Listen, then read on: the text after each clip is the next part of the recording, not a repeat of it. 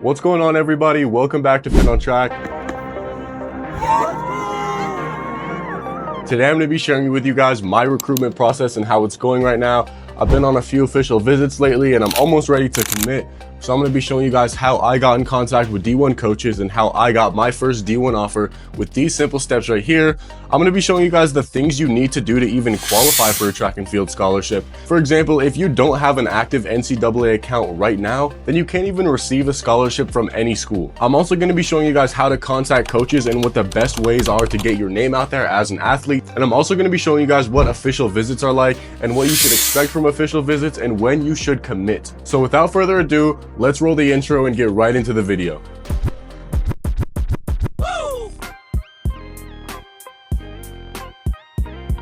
Alright, the first thing you need to do if you want to get a track and field scholarship is sign up for an NCAA account, put in your information. You're going to have to put in like your address, your stats, your GPA, stuff like that, just so colleges can see you. Alright, now first of all, I need to stress the importance of having good grades if you want to get a scholarship. Now, grades aren't everything, and there are guys who had low GPAs that did go D1, but they are freak athletes and they are leaps and bounds ahead of everyone else when it comes to their event. All right, let's show how important a GPA can be in the recruiting process with this example right here.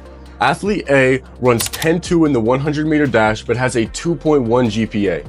And athlete B runs 10.3 in the 100-meter dash but has a 4.2 GPA. Now, 9 times out of 10, a college coach is going to pick athlete B, and that is because they're going to be boosting the team's GPA and quite possibly getting them more scholarship money because of increased academic performance. Not to mention the fact that they will never be ineligible, whereas a guy with a 2.0 GPA in high school might actually be academically ineligible, and that is the worst thing a college coach wants because the best ability is availability, and that is just the truth when it comes to academics in track and field. So yeah, if you can have high honors and a high GPA, then it's honestly okay to have marks that are a little bit lower than the college you want to go to's recruiting standards, because you're going to be way above everyone else jumping or running the same times as you. Right now, when it comes to contacting coaches, you really have like 3, maybe 4 options when it comes to this. Now, number 1 is paying for recruiting websites like NCSA or like Torch Recruiting.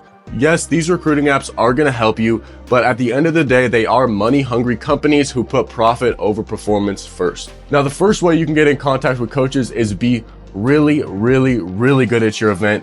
All state honors, all conference honors, maybe even national honors. You can do this through USATF. For example, if you win nationals, if you go win regionals or state, you're going to be in newspapers. College coaches might see that, but it's honestly the least reliable way to get a scholarship offer. I've seen guys who jumped like 6'9", 6'10" in the high jump get no offers out of high school because they had no idea how to contact coaches. And unless you're the next coming of Usain Bolt, like this kid right here, then you are not going to be getting a lot of scholarship offers. That is, unless you use these next 2 methods I show you. Now, emailing coaches and finding the right coaches to email can be pretty tricky, but there are ways to make it a lot easier. For example, if you use runcruit.com, you can type in your age and your PRs, and it's going to show you which schools you actually match for scholarship standards or walk-on standards. And after you go to Runcruit and see which schools you qualify for scholarships for, literally write all those schools down, go to that school's track and field website. Every school with a college track program will have one. They'll have their head coach's email or phone number. And if you don't know how to email coaches yet, then I can make a video in the future showing you guys exactly what to say. But yeah, let's move on to another way of emailing coaches, because Runcruit is a great resource, but it might not be the most accurate sometimes when it comes to those scholarship standards. So the best method, I think, to find schools that suit your athletic performance the best is to pick the school you want to go to and figure out which conference they're in and go to their conference meet results from last year and just see what those marks are. If your current PR would have won that conference meet last year, you can honestly expect a full ride from any team in that conference as long as they have the scholarship money. However, if your current PR is placing like 5th through 10th in that conference, you might want to find a different school or a different conference to pursue, especially if you want to get a scholarship and want to pay the least amount of money for college. All right, moving on to the final way you can get your name out there as an athlete, we have social media. Now, as an influencer who runs many channels across many platforms, I do have a social media bias. I think it is the greatest tool for getting your name out there, not just in sports, but in anything in general. If you want to run a business, you're going to have to learn to use social media eventually. So the sooner you get on social media, the more opportunity you are going to have as a person and as an athlete. Now, when it comes to using social media, there are a few platforms I would avoid if you want to reach coaches. This involves like TikTok, Snapchat. You're not going to find a lot of coaches on there. Now, what are the best social medias to contact coaches? I would recommend using number one, Twitter and Instagram to contact as many coaches as possible. And in your Twitter and Instagram bio, make sure you put your height, your weight, your GPA, your class, and your events so college coaches can know exactly what type of student athlete you are right off the bat. And when it comes to posting on social media, try to keep it as professional as possible. Post pictures of you out on the track, post pictures of you training or in the weight room. This is all great for getting recognized by coaches. A good example of this on my own social media is when I post my own dunk clips or workout clips. As a jumper, college coaches want to see how high I can jump and how fast I can run. So posting stuff like that is going to help a lot, especially when it comes to the eye test for college coaches. All right, let's move on to the final section of this video, which is everything you need to know about official visits.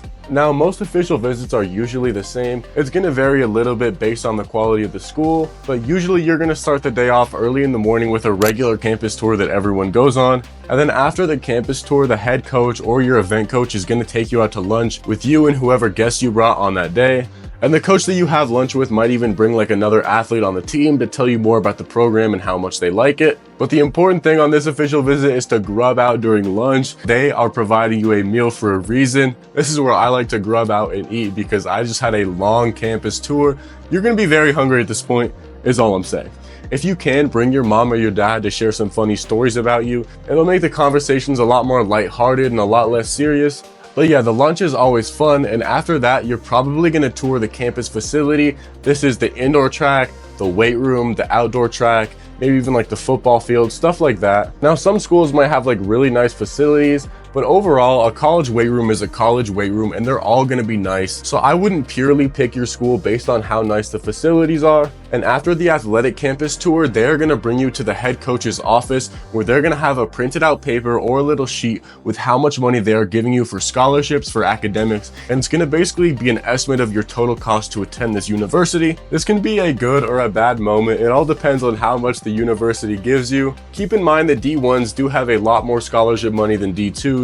However, they are a lot more competitive to get into, especially when it comes to their conference. But yeah, no matter how much they offer you, make sure to shake the coach's hands, give them a big thanks for taking you on this tour, because they see something in you that a lot of coaches might not. Also, coaches might try to get you to commit right then and there. If you want to, then sure, commit right then and there, but don't feel pressured to commit even if they tell you that they want you to right now. You always have options, so keep a leveled head. Thank you guys so much for watching this video. Our last video did really well, and I'm so glad you guys liked it. If you haven't seen it yet, it is called Which NBA Players Would Be the Best Track and Field Athletes, and that is right here. So yeah, subscribe if you love track and field, and if you want to see more content. I'm trying to get more consistent in posting. Peace.